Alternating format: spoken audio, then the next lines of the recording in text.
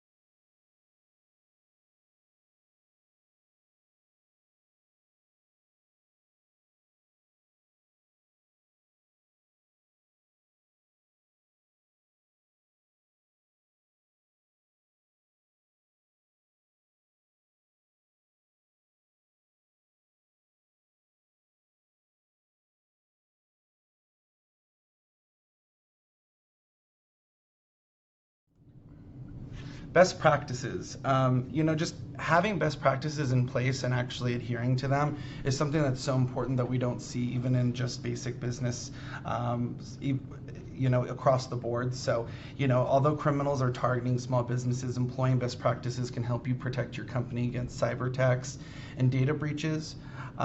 So here's some of the best practices that we employ when we deploy our managed services. But if you're not doing this, even if we're not working with you, this is something that you should be doing. So let's get into that. Making sure you have secure passwords. Passwords are the key to networks, customer information, online banking, social media, everything. So just make sure that you use strong passwords. I know that having the complex passwords with the extra characters and things like that can be hard to remember, but having them be strong and at least 8 characters long makes it harder for thieves to crack those passwords. Using passphrases whenever possible, such as I went to Lincoln Middle School in 2004 and used the initial of the word like IW2LMSI 2004. This way you can remember what the password origination was, but it's complex enough for it to be not hacked by hackers. Make sure you include numbers, capital letters, symbols. Those numbers and letters at the top are really important. I think you found that if you are accessing a system that has patient information or critical information, it's likely that you have a password like this already. So making sure that you get into the habit of this and using passwords that have numbers, symbols, capital letters, anything like that is really important. Don't use dictionary words. If it's in the dictionary, there's a chance someone can guess it. So if there's even software that criminals use to guess the words used in dictionaries. So they'll take the dictionary, they'll, especially if it's like a healthcare practice or a practice that maybe specializes in a particular specialty, and they'll use that to see if anyone has entered that into their password. So let's say that you're a dermatology practice and you use dermatology 123. You better believe that that a hacker is going to try to use dermatology in cracking your passwords if you're a dermatology practice. Same goes for any other practices that maybe have a specialty or a type of patient or client that they work with specifically. So they're going to try to do that. So making sure that you change passwords. Changing passwords every 60 to 90 days is a great idea. Don't post it in plain sight. So many times do our technicians and CRMIs walk up to workstations and see the password just right there on the computer. What we encourage to be used is consider using a password manager. There are great services that are offered through CRMIs managed services or just directly through online, where you can store your passwords that for each location, because this day and age we have so many passwords. There's so many different requirements for those passwords, as we talked about the complexity requirements and having a strong password. And so sometimes having the password having the different passwords and keeping them different can be really hard to keep track of. So using a password manager where you can store those passwords that are secured by biometrics, whether it be a Face ID with your iPhone, a fingerprint, or a complex PIN password, having that available is great, because then you're not having to remember every password to every website that you're accessing, but the password that you're using is secure, and it is it's secure, and it's able to be remembered without you having to, you can put it in fairly easily. So another thing that is probably really important, if you don't do this, you really should be looking into this, is using multi-factor authentication. Those scenarios where the program or application sends you maybe a text message or some verification through an authentication app, those types of things, getting those set up are super important. CRMIs deploys a program called Duo through our managed services to send you a notification that says, hey, you are who you are on your mobile device, or on a secured device. So if you're not using some sort of multi-factor authentication and it's offered for your software or services, it's definitely something that you should look into enabling. And if you'd like to talk with CR Miles about helping you get that enabled and doing so in a quick and easy fashion, we're happy to do that. So. The other thing is encrypting data. So lost laptops, smartphones, USB drives continue to cause data breaches.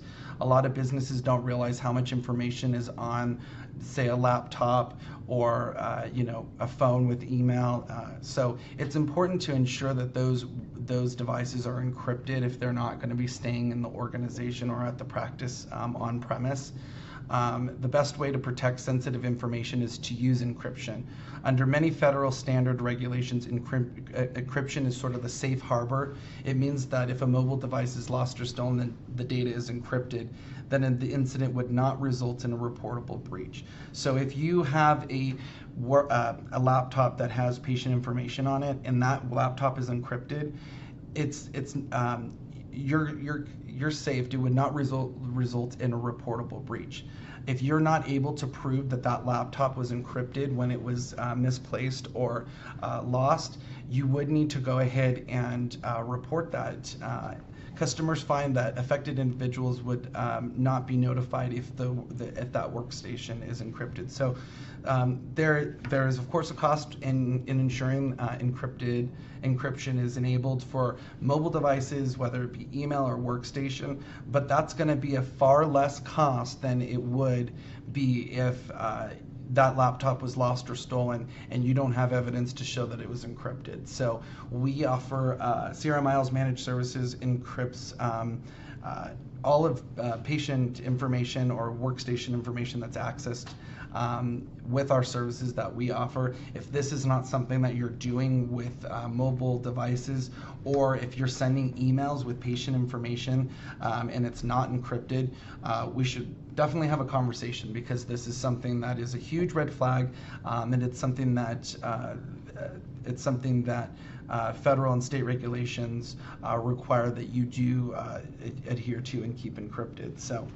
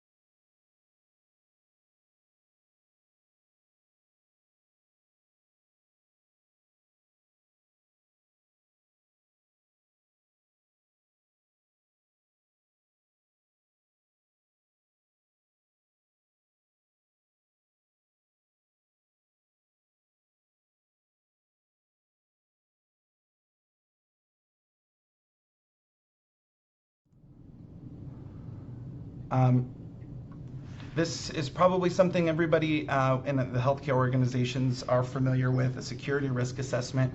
It is something that is not only required by HIPAA regulations, but it's a critical step to understanding the risk your business has and what sensitive information needs to be protected.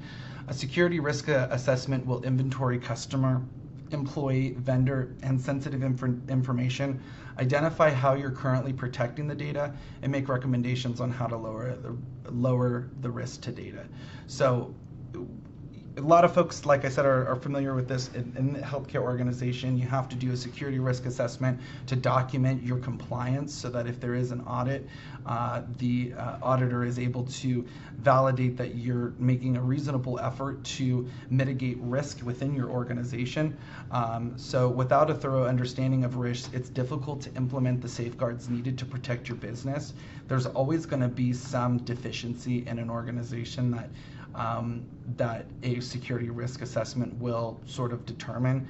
And what needs to be done and what should be exhibited in documentation is that not only that you're aware of maybe some areas that you're not quite compliant in, but that you either have a stopgap measure in the place until you're going to fix that, or you have a reasonable business use. So Sierra Miles works closely with healthcare organizations already, and we are happy to help you understand areas where maybe you might be lacking. We also offer a compliance portal to help manage and document your security risk assessment. So this is something that we offer at Sierra Miles. If you'd like to learn more about this, if you're not doing a security risk assessment, at least on a quarterly or an annual basis, definitely reach out to us and give us a call so we can help you sort of get that planned out and discuss more about that, and help you